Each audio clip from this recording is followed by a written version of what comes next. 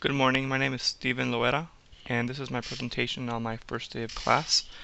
I use this in 476, and then I actually use this for my class this year, except for that I translated it to Spanish. Um, so everything in this color will be things that I will omit from the students. They'll only see moving forward, but this is just my own agenda. Before class starts, I would have I did align the desk in clumps of four, created a seat. Well, I did not create a seating chart actually. I waited a week so I can find out students' personalities and see who had strong suits in what and who had weaknesses, and I strategically grouped them. Copies of handout like the syllabus, for example, and inventory cards. And then the first day of class, I stood at the door and greeted every student. I had my name on the entrance. That way, they knew what class they were coming into. Um, so here's what they would see when they came into class. Obviously, I changed this for my class this year, but it was Welcome to the University of Norton Space and Aeronautics. This way they kind of understand that this is going to be a higher level thinking class. Start getting that idea of higher level thinking into their heads. Class agenda. So this would probably be on the board. Not so much on the slide, but I would start off by letting them know that whenever you walk into class, you look to the board and the agenda is right there. So I would talk about myself first, tell them where I grew up, where I graduated from, what influences me, and what I'm interested in. That way they get to know who's going to be in front of them for the next 185 days. Maybe this would probably be, I did this the next day, so they wouldn't see this slide. Team building exercise, like telephone, for example, especially in 7th grade. They loved this when we did it. And then I brought it back to history and talked about perspective and talked about the importance of documenting things and how stories change over time. Give them some background on this course, tell them what it's going to be about. That way they understand what's going to happen moving forward. Then this they really enjoyed. I told them what we'd be talking about this year. Going from people like Gandhi to imperialism, the Vietnam War. This they got excited by.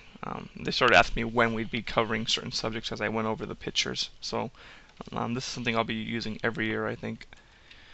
My classroom expectations, very straightforward, not tedious, because I figure if I can't remember them, students will not remember them either.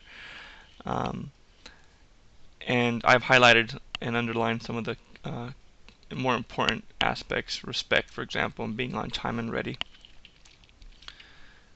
And then again, just to drill down on how this class is going to be run. History is not boring. Participate. That's something I really push for, participation of all students. I use Class Dojo, and I use a randomizer that helps me select other students because I noticed a pattern where it was only the 5-6 students who always participated, and everyone else kind of stood quiet. So that's a good way to get more people involved. Let them know what my policy is on late work. My school requires that we take late work. It's at our discretion how we can grade it once it's late. Moving forward, the grading scale and weight. This I had to change because my school has its own weight system on that, but that's what it would be like. Cheating policy, very direct, don't do it. You will be prosecuted to the fullest extent of school policy, especially in 7th and 8th grade. Well, no, I'm sorry, I take that back.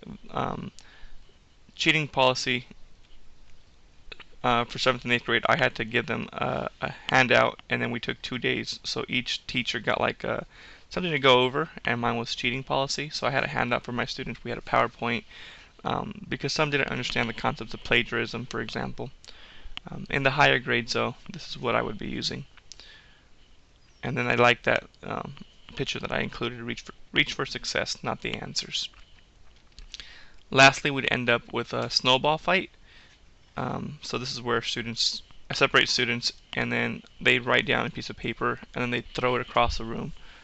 Just the thought that they get to throw something across the room gets them all excited, so they really like this. And they just wrote, what are you excited about, what are you nervous about, and what do you want to learn. Excuse me. And lastly, probably the first day. Actually, I had to push it back to the next day. I had them fill out a questionnaire just about themselves. What are your interests? What do you like to do? What don't you like to do? Um, anyway, this is the presentation I use, just translated into Spanish, for my students this year for 7th and 8th grade. Thank you very much.